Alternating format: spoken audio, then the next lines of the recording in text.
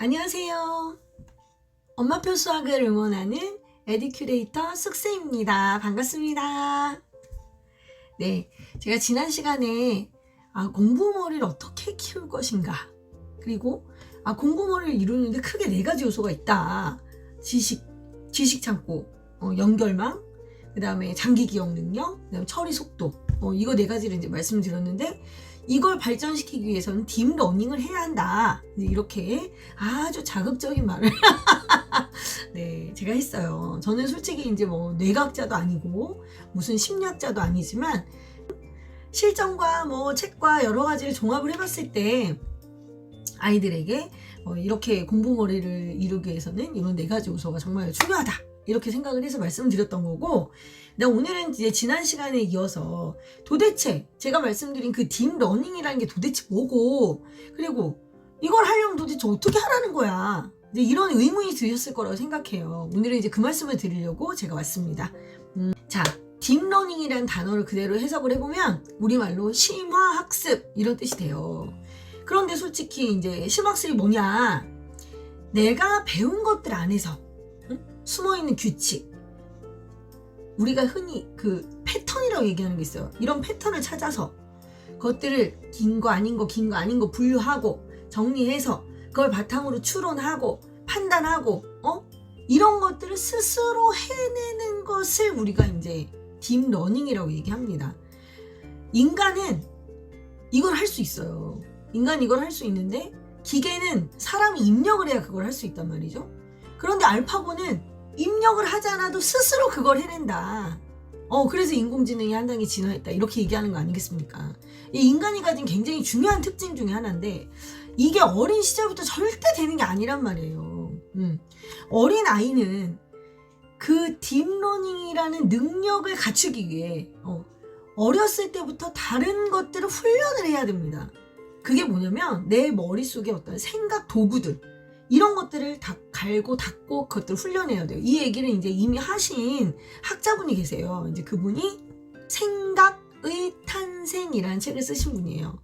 우리나라에서도 완전히 베스트셀러가 됐었고, 저는 이 책에 빠져 산 지 한 6년 정도 됐어요. 그런데 정말 저는 이 책을 실천하기 위해서 정말 많은 노력을 했거든요. 네, 그건 이제 제가 조금 이따 말씀드리고, 이 책에 보면 인간이 창의적으로 사고할 수 있는 어떤 생각의 도구는 크게 13가지가 있다. 자, 쉽게 얘기하면 레오나르도 다빈치급의 인재가 되기 위해서는 그 생각 도구 13가지를 갈고 닦아서 내 몸을 창의적이고 내 머리를 창의적인 그런 인재로 만들어낼 수 있다. 뭐 이런 얘기가 되겠습니다. 그 중에서 특별히 3개를 딱 꼽고 싶어요. 딱 이거 3개. 뭐냐? 첫째는 관찰력입니다. 둘째는 패턴을 인식하는 거, 패턴 인식. 그 다음 3번째가 뭐냐면 감정이입이에요. 네, 요게 뭔지 이제 제가 말씀드릴게요. 일단 관찰력, 여러분 아시죠? 관찰력이라는 단어. 이게 있으면 어떻게 되느냐? 이게 있으면 공통점과 차이점에 굉장히 민감한 아이가 됩니다. 공통점과 차이점. 이게 수학에서 새로운 용어가 나왔어, 아니면 기호가 나왔어. 이걸 그냥 지나가면서 딱 봐도 이거 지난번에 못 봤던 건데 하고 기억하는 그런 애가 되는 거고, 그 다음에 내가 규칙을 찾아 또는 분류를 해 또는 기준을 찾아, 이럴 때 전부 다 도움이 되는 능력이 바로 관찰력이에요. 그리고 영재교육 분야에서도 이 공통점과 차이점 찾기는 계속해서 나오는 부분이거든요.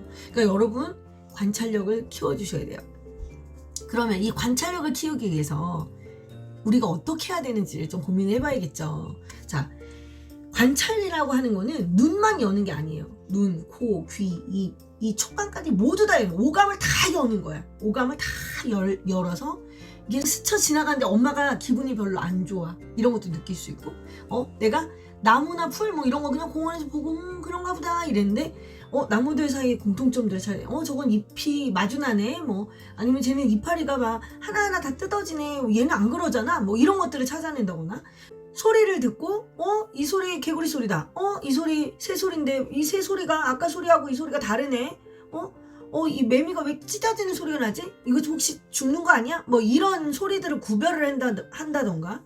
만져지는 것도 마찬가지예요. 내가 지나가다 나무의 결을 만졌는데 그 나무결이 매끈한지 그 거칠한지 그 느낌에 따라서 나무의 종류를 구별할 수도 있는 거죠. 자, 이런 것들이 전부 다 관찰력에 해당이 되는 거예요. 어릴 때는 언제 하겠어 이런 거를. 그죠? 아이들하고 했던 여러 가지 방법들이 있어요. 그게 뭐가 있냐면 애를 데리고 박물관에 갑니다. 저는 박물관을 수도 없이 가요. 국립중앙박물관에 정말 거의 1년은 매일 돗자리 깔고 놀다시피 했는데 가면 한 군데만 가요. 모든 관을 다 가는 게 아니라 오늘은 불상, 오늘은 금관, 오늘은 청동 뭐 이런 식으로 하나를 찍어서 갑니다. 가면은 제일 먼저 하는 일은 제 마음에 드는 걸 하나를 골라요. 유물을 하나 고르고 나서 그 앞에서 그림을 그립니다. 절대 자료를 읽어보거나 이게 뭔지 미리 보지 않아요. 그냥 내 마음에 드는 걸 하나를 골라서 같이 그림을 그려요.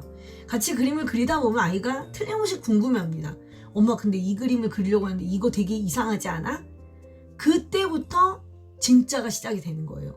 그럼 아이가 내가 그림 예를 들어 농경문 같은 거 그렸어요. 농경문을 그리다 보면은 왜 쫄라맨 같은 그림이 나오거든요. 그럼 이상하게 생각이 들죠. 엄마 이거 사람이야? 이게 이제 질문을 보통 해요 애들이. 그러면 그러게 엄마도 궁금하네. 우리 한번 가서 볼까? 그때 박물관의 영상이나 뭐 이런 자료들 그런 것들을 거기 나와 있죠. 실제로 읽어보면 거기에 이게 사람이네, 사람이 쟁기를 갈고 있는 뭐 이런 표현들이 나와요. 그러면 실컷 그림을 그리면서 자기가 생각하고 그걸 옮겨 그리고 하기 위해서 얘가 얼마나 눈, 코, 귀 이걸 다 썼겠어요. 그런 상황에서 걔가 그게 사람이라는 걸 다 알잖아요. 이거 평생 안 잊어버려요. 이런 것들이 관찰력을 키우는 연습 중에 하나예요. 그 다음에 또 어떤 것들이 있냐면 제가 명화를 베껴요. 이제 저는 이제 그림 활동 굉장히 중요하게 생각했었는데 명화를 베끼는데 예를 들어 저희는 고흐의 그림을 굉장히 좋아했어요. 근데 고흐의 그림이 되게 베끼기 어렵잖아요. 그중에 이제 노란 방 하나를 찍어요. 그걸 며칠 동안 그림을 그려요. 근데 아이들이 이렇게 크게 그림 그리기가 어려우니까 요만한 사이즈 포스트잇 조그만 포스트잇 사이즈 정도로 해가지고 거기다 같이 그림을 그립니다. 나는 나대로 애는 애대로. 그리고 이제 거기 연필로 그림도 그리고 색깔도 칠해봅니다. 색깔도 칠해보면서 고흐는 왜 이런 노란 방을 만들었을까? 이런 이야기를 하는 거죠. 왜 이 사람 의자는 방에 이렇게 초라하게 하나밖에 없을까? 이 방에 왜 옷걸이에 옷은 하나밖에 없지? 얘는 도대체 누구랑 이 방을 같이 쓰는 거였을까? 뭐 이런 저런 이야기들을 막 나누는 거예요. 그런 다음에 나중에 이거를 체험으로 연결해서 이제 저는 이제 동대문 라틀리에라던가 이런 고흐의 작품들을 보러 이제 같이 가는 거죠. 이렇게 아이들이 그림을 그리면서 자기 몸에 새겨넣는 작업들 굉장히 관찰력이 중요합니다. 그 다음에 또 다른 이제 제가 활동 중에 하나가 뭐가 있었냐면 공원을 가요. 그럼 공원을 가면 저는 이제 공원에서 여러 가지 활동들을 굉장히 많이 하는데 그 중에 하나가 이제 나뭇가지의 특징이라던가 소리라던가 그런 걸 굉장히 많이 관찰하게 합니다. 나뭇잎의 모양이 같은 걸 찾아내게 한다던가 나뭇잎 뒤에 숨어있는 애벌레의 고치를 찾아내게 한다던가 이런 작업들을 해요. 그럼 그런 작업들을 통해서 우리가 얻어낼 수 있는 건 뭐냐면 1월에 가서 찾을 수 없다는 것도 알고 4월, 5월, 6월 시간이 가면 갈수록 나뭇잎의 색깔이 달라진다는 것도 아이들이 느끼고 그 다음에 그 참나무가 엄청 큰데 그 참나무 밑에 조그맣게 나와 있는 그 올라온 것들이 참나무 씨가 떨어져서 그렇게 올라왔다는 것들도 아이들이 알 수 있게 돼요. 한 번에 이걸 알 수는 없단 말이에요. 그러니까 무조건 지식으로 접근하는 게 아니라 먼저 체험으로 접근하는 거예요. 그게 관찰의 힘이 되는 거죠, 아이들에게는. 자, 정말 관찰력 중요합니다. 이 부분 한번 해보셨으면 좋겠고요. 네, 두 번째, 패턴 인식이죠. 이거는 수학하고 뗄 수가 없는 부분이에요. 자, 패턴 인식이라는 건 이런 거죠. 내가 기존에 알고 있던 지식을 다른 옛날의 지식과 연결할 수 있고요. 그 다음에 내가 가진 정보들 그런 것들을 규칙화해서 이미지로 딱 저장해서 우뇌하고 좌뇌가 교차되는 그 내량 왜냐하면 이미지는 우뇌거든요. 근데 그걸 해석하는 건 좌뇌의 힘이란 말이에요. 이것들 사이를 뇌량 사이로 막 왔다 갔다 하면서 이 신경 다발들이 강화됩니다. 이것들이 나중에 연결망이 되는 거예요. 예. 우뇌하고 좌뇌를 별도로 생각하시면 안 되고 얘네들 둘이 상호작용을 계속해야 우리가 그 힘을 이용할 수가 있는 거죠. 그리고 어쨌든 수의 체계도 결국은 패턴이에요. 수가 1, 2, 3, 4, 5, 6, 7, 8, 9, 10, 11, 12, 13 다 한 개씩 커지잖아요. 하나의 단위씩 커진다는 것을 아이들이 느낄 때 얘가 패턴을 인식을 하는 거죠.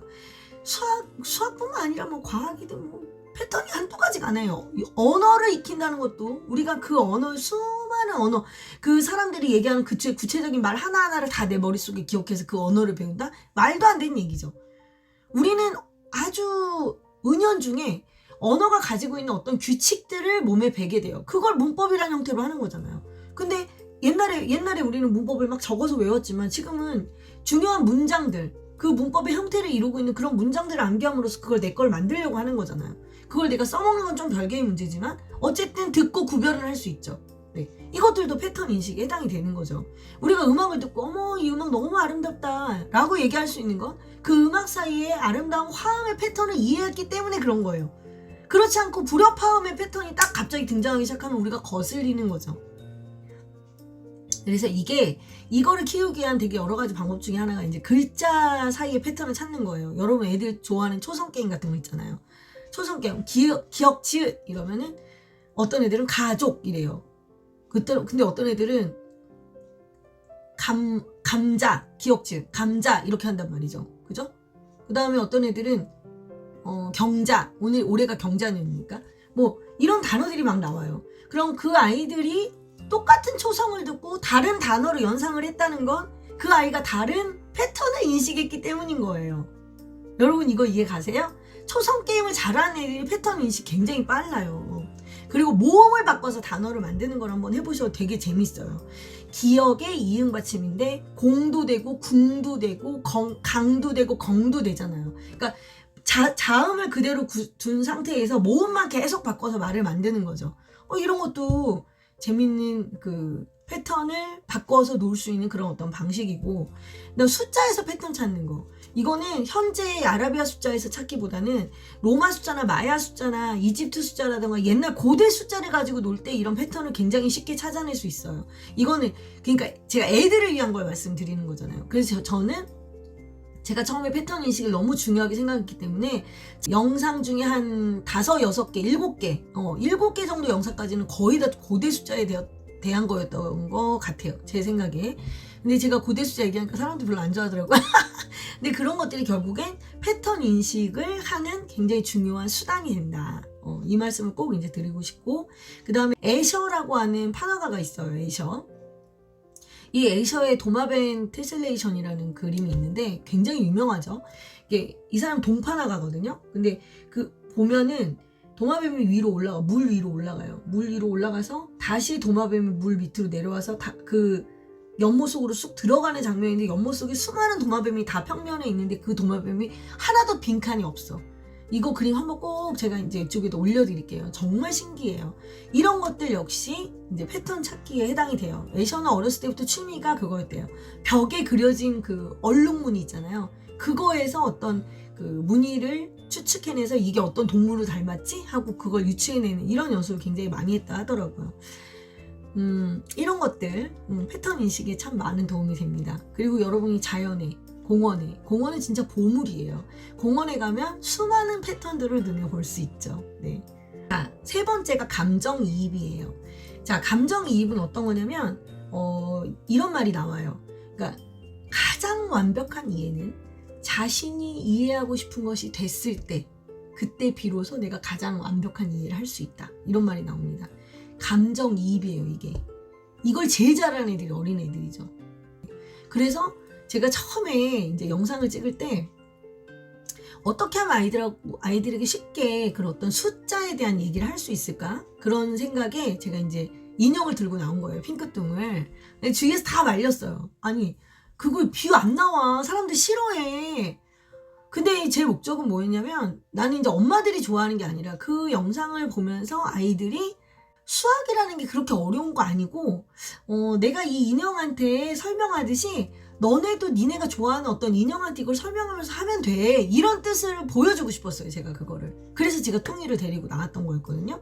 근데 여전히 인기가 애기들만 좀 좋아하고 사람들이 별로 안 좋아해요. 그래도 전 여전히 데리고 나가죠. 자, 아무튼 이 감정이입이란 게 되게 중요하죠. 아이들이 그 뚱이를 보면서 자기가 거기에 감정이입이 되는 거예요. 그 뚱이가 어버버거리고 틀리고 이런 게 너무 이해가 가고, 자기가 선생님이 돼서 그 뚱이를 도와주고 싶기도 하고, 아이들은 자기가 보호하고자 하는 대상을 정말 사람처럼 대하거든요. 그렇게 쉽게 감정이입을 하는 거죠. 그러니까 이것을 수학에 응용할 수 있어요. 그러니까 사실 연산기호 더하기 빼기 곱하기 나누기 4개의 기호가 있잖아요. 얘네들은 숫자들이 움직이면서 수들이 움직이면서 하는 행동이에요. 행동. 야 더하기 기호가 딱 나타나면 야 니네 이제부터 모여 뭐 이런 의미의 행동을 나타내는 거고, 빼기 기호가 딱 나타나면 야 모여있던 애들 중에서 이만큼 빠져 이런 뜻이 되는 거고, 야 짝져 이런 뜻도 되는 거고, 뭐 곱하기 기호가 나왔다 야 몇 명씩 묶어 이런 뜻이 되는 거고, 나누기가 나왔으면 어떡해, 야 몇 명씩 똑같이 나눠줘 이런 행동들을 하라는 거야. 근데 그 움직이는 대상이 내가 아니라 수일 뿐인 거예요, 그거를.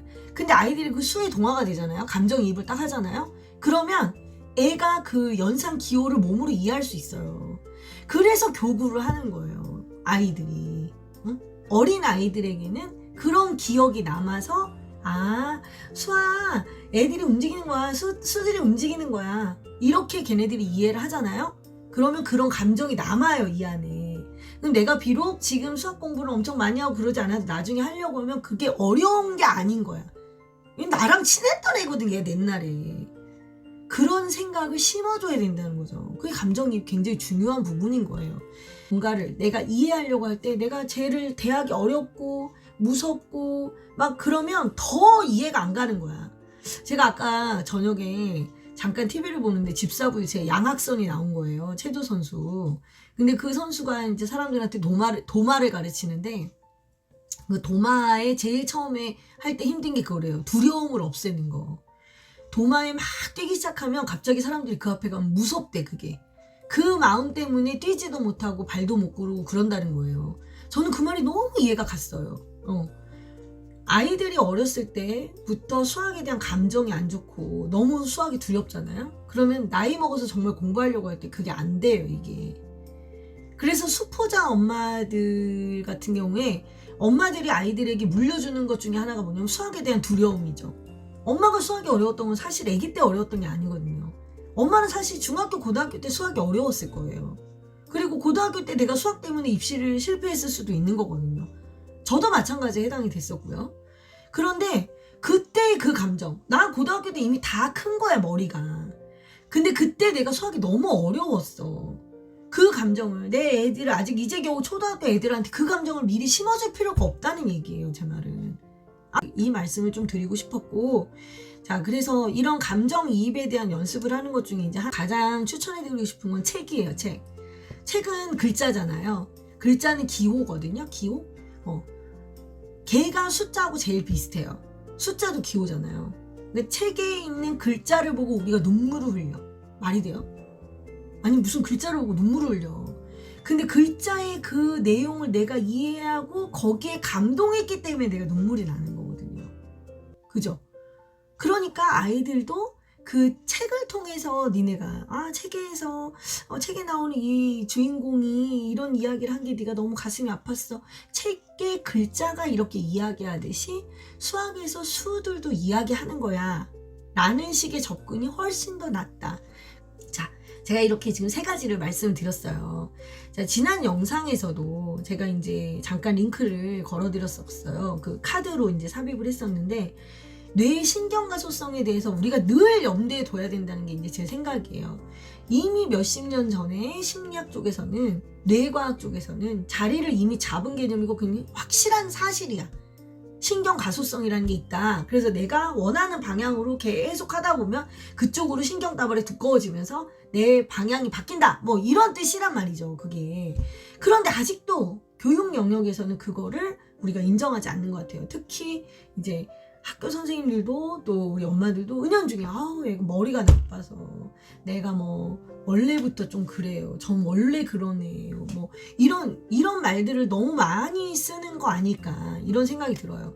그럼 우리 애들만큼은 적어도 우리라도 인정을 해줘야 되지 않겠나. 그리고 뇌의 신경가소성이라는 걸 딱 믿고 그리고 아이들이 생각 도구라는 게 있다는 거, 이걸 어떻게 단련을 시킬 것이냐. 얘를 단련을 시키면 시킬수록 그 신경가소성 이론에 따라 그 뇌의 신경망이 강화가 될 것이고, 걔가 강화가 되면 강화가 될수록 창구도 넓어지고 연결망도 두터워지고 처리 속도 빨라지고 장기 기억 능력 좋아지는 거죠. 네, 이런 것들이 되는 거예요. 이걸 언제 해야 된다고요? 10세 이전에 이미 하셨어야 되는 거예요. 10세 이전에 이미 하셨어야 되는데 우리 애가 벌써 5학년이 어떡하죠? 지금부터라도 해야죠. 지금부터라도 계속 관찰력 키우실 수 있게 노력하고 패턴 인식할 수 있게 도와주고 그 아마 학습을 할 때도 굉장히 어려울 거예요. 5학년 이상이 되면 분류는 기본이에요. 기준이 있어야 분류를 하는 거거든요. 그거를 구별하는 훈련을 계속 하셔야 되는 거고 아이들이 실제로 분류를 가장 많이 해볼 수 있는 건 언제냐면 청소할 때.